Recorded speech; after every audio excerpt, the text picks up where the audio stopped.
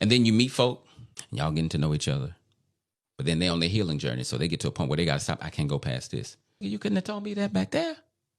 Like when we got on the boat, when we was on the dock. When you saw me unwrapping the boat, you hey, I can't get on this boat because I ain't done. But you going to get on the boat, and then we get all the way out in the middle of the water. He said, I can't go no further.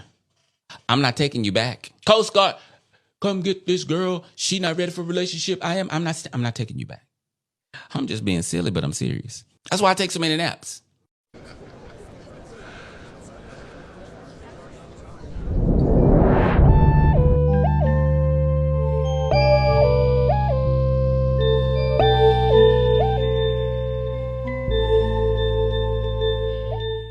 This over 50 thing. I just recently had my birthday. I just turned 52 in July, the end of July, and I'm telling you, this is the weirdest transition of age I've ever dealt with myself personally. I don't know if other people feel this way. Maybe it's just me. My 20s to my 40s seemed like it was seamless. Everything happened the way it was supposed to. You know, I was learning, I was building, I was growing. Then all of a sudden you're learned, you're built, and you're grown. And you're there. And I think that that's 50. You know, it's wonderful to say that I've been able to make it this far. I'm sure it is for you too, but I tell you, the way that you think is just completely different than the way that you thought even 5 years ago, I believe. I still say that online dating is really, just online in general, but online dating really has destroyed dating. The crazy amounts of people that you can meet, the ghosting that can happen, and the people that you think that you've met that'll be cool and they're not, and you know, all of those things. It's just so much to deal with to where it just compiles on you, and you just can't really take it anymore. And I can understand why some people have just given up on dating nowadays. You know, this stuff is crazy. Meeting people not on your level to meeting people that are on levels that you know, they might be on your level, but their thinking is just way different than yours. People that just don't have the time for you, people that don't want to have the time for you. There's people that just want to play games with you all the time and want to chat forever, never get to meet, never go places. You got the people that want to go out, but then they meet people that don't want to go out and vice versa. So that's one of the reasons why I say online dating is just terrible. And I'm never going to change my thought on this. Never. You know, I do have, and I'm going to be completely transparent with everybody. I do have one dating app still open. And I get messages and I never reply. Kind of guide people towards what I'm talking about here. And I know it's me playing games, but I know that that's what's there. I know that is what's there. And there's no reason to play the game. There really is no reason to play the game. But back to this old women do not want us. I see, or don't want us old fools. I see so many videos of what we are doing wrong, men, as men, what we're doing wrong, what we're supposed to do, and what we're not doing. And I think I've gotten to a point to where the message is so deep and so strong. These are things that I never could forget. This is a learning experience for me. And I spoke to someone in the chat the other day. I'm trying to understand this. I'm really trying to understand 50. This is completely different. I see that there's a lot of people that are going through it, which is one of the reasons why I make my videos. You know, you got the empty nesters, you got the divorcees, you have the widowers, you have the people that just never ever got it. Sort of like myself, just never really understood dating the proper way. And, you know, we're all in this melting pot of curiosity to where the next click could be the one. They're not the one. There are, like I say, there's always outliers to where you'll meet someone. Excuse me, that's a plane flying over. You'll meet someone and they check all the boxes, but one box is unchecked and you got to throw that person away no matter what. Why? Because you've lived so long. You've seen so many things to where you just can't take that chance anymore. And there's something to being young that's beautiful, being naive. You just don't know what the next step can be. And once you learn all the steps, you're like, okay, I'm kind of good on doing that. I don't want to do that dance anymore. I don't want to follow that foot anymore. So it gets really tough for people. And, you know, it's easy to be cynical.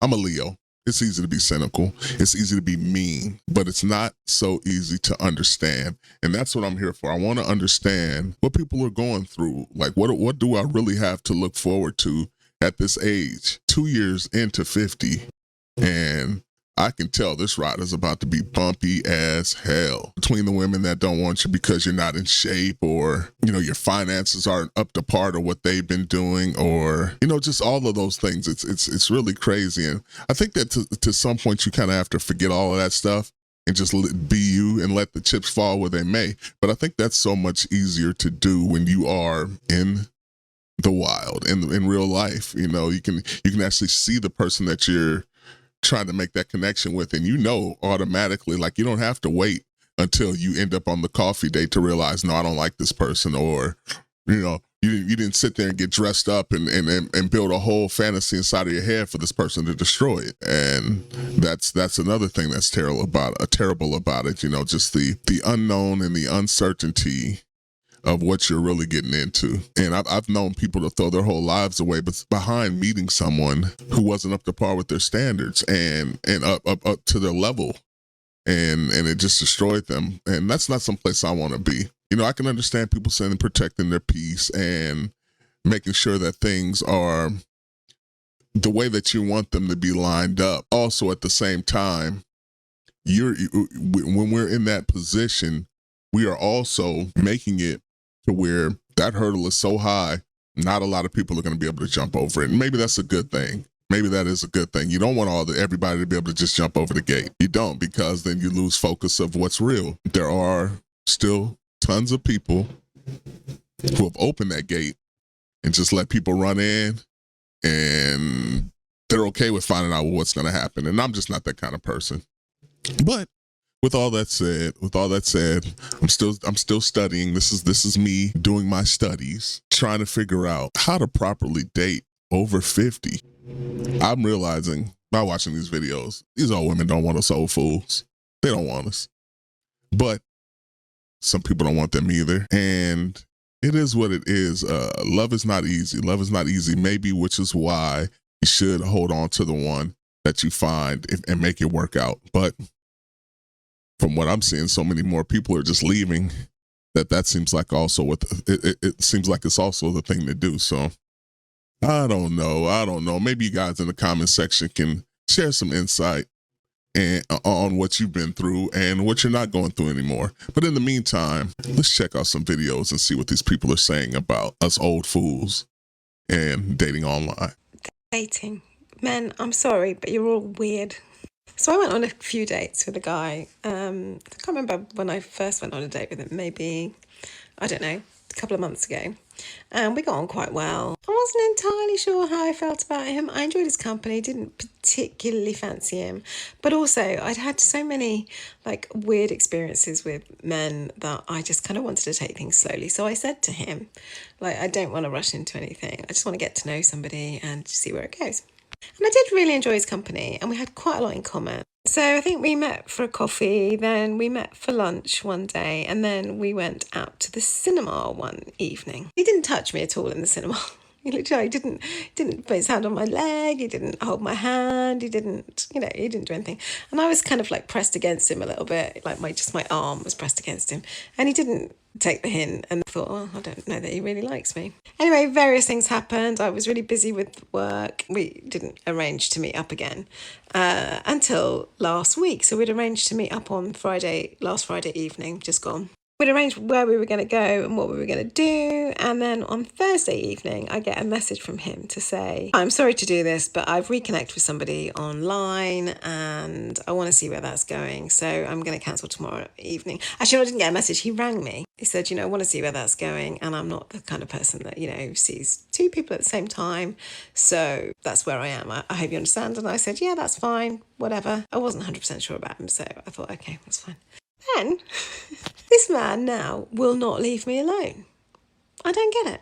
So having hardly heard from him for several weeks, and he was the one that kind of broke it off when there wasn't anything going on anyway. Now I get numerous texts a day from him, and he's also sending me all the reasons that he really likes me. I mean, for me, he's blown it. I mean, I'm not interested any longer. I've lost interest. I'm not prepared to, be messed around like that. But I'm wondering whether he just said that he'd reconnected with somebody, but actually hasn't. What do you think? So at the beginning of the year, I was on Facebook dating. I go through times where I'm on Facebook dating for a little bit, couple weeks, and then I'll get overwhelmed and delete it. So anyway, I was on Facebook dating. I matched with this guy who lives in the town that I live in or close by. And so we matched. We started sending messages back and forth on Facebook dating. And then we started talking on the phone, through text, things of that nature. All the things. And for the most part, we had all that common stuff in common, except for the laughter part. He was just so serious all the time. And I tried so hard to just get over that part. But I knew I need that laughter, right? Dating over 50 is got to be the most brutal dating group on the dating scene by far. It's a really funky age. It really is. Some of us have been married for 20 plus years, getting a divorce, starting over, empty nesters. Priorities are different now, and that's cool. Sometimes our priorities are the same, whatnot. But one of the things that stands out to me is the amount of over 50 players. I feel like I'm in my damn 20s dating again, but with more confidence. I feel more confident dating now, but I don't want to deal with all the players. I don't want to deal with the games. It just seems that there's a lot of those players, probably for those reasons. Or second, the younger men. It must be a thing. They all want an older woman. I don't even know what to say about that. I just like, really? You're interested? I don't know. And maybe they're not. But I get more younger men reaching out to me than the 50-year-olds. More younger men. And that age gap goes to about 34 to 43 average. And it's very interesting, and I kind of think it must be like a new thing now. But I'll be honest, it's a little young, but then again, I do like to have fun too, so there's that. I don't like to diss it too much either, but if I'm looking for my future husband, he's not going to be 34 years old. I'm very realistic, by the way. I told you he planned the date. He said, we would go to dinner, and he said Dave and Buster's. And so, and I said I would take him to breakfast when he came that morning. He got out of the automobile, and when he got out, there was this tall man, of course, nice looking man. But I noticed a few things. Number one, I noticed, like, what kind of shirt that is you have on? Like, what is that you have on? Like this shirt with all kind of stuff going on in it. And it was a long sleeve, like dress type shirt. And it was just like it was from the 60s or 70s or something like that. Then I noticed also, okay, you have this belly that I am not attracted to. But because he's tall and in the way he was built, it wasn't too bad. And, something that I probably could have said, like I can I can deal with that. It'll be okay. We'll work on that, And so, but then I noticed that he's this tall, but he could not stand straight up. And so I'm looking, and his right knee is bent. Like he cannot put any pressure on it, any weight on that knee. And so I'm like, he's limping. So I'm like to myself, okay. I felt bad that he was in pain, like the way he was. And he seemed to be like in a lot of pain, y'all. And so I called the hotel and I was able to get him in early. So we went to the hotel, got him checked in or whatever. He sat on the bed. I sat on the bed, whatever, side of the other side of the bed or whatever. And he was like, he's sorry, you know, because he's hurting. And I was like, you know what? I'll go to CVS and get you something for pain. He's like, no. I was like, no, you're in a lot of pain. At least I can do that for you. So he was like in a lot of pain. He's like, can you wrap the towel around my arms for me? And he was laying down, and I just flicked the TV on and started looking at, trying to find something to watch because I knew we weren't going away anytime soon. And so, yeah, he was not feeling well at all. He was in a lot of pain. It was just horrible. Then he kept going to the bathroom, and he kept apologizing because he kept, walking in front of the television, going to the bathroom. I can't tell you how many times that man got up and went to the bathroom. Between going to the bathroom and grunting from the pain from his arms, it was horrible. And then I could see his knee, just how bad of a condition it was in. It was swollen so big, you guys. It was swollen so big. I was like, no wonder the man can't stand up straighten his leg out. It was so huge. Like, why did you let your knee get in this condition? Why? There's no reason. There is no reason for you to have let your knee get in that bad of a shape. I didn't say anything though. Kept going to the bathroom. In pain. Going to the bathroom. In pain. So needless to say, that was the end of the date. The breakfast that I took him to, that was the date.